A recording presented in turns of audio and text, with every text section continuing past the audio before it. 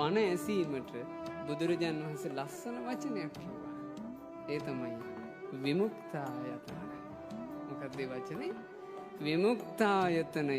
විමුක්තායතන කියලා කිව්වේ කෙලෙස් වල ගැට ගැහුණු හිත නිදහස් වෙන තැන. පළවෙනි විමුක්තායතනය තමයි ධර්මය ඇසීම.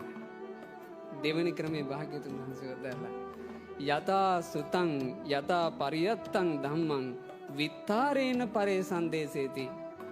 තමන් යම් බණපදයක් අහලා යම් බණපදයක් මතකේ දරාගත්තාද ආන්ගේ බණ ටික විස්තර කර කර අනුන්ට කීම හිත නිදහස් වෙන තැන.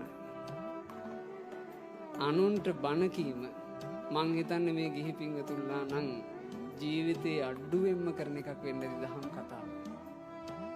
දහම් කතා කරන්න පටන් ගන්න පිංගතුනේ. පිංගතුල්ලා ගොඩාක් ජීවිතය ඇතුලේ කතා කරනවා. කතා නොකරන පිංගතුල්ලා නේ. කතා කරනවා.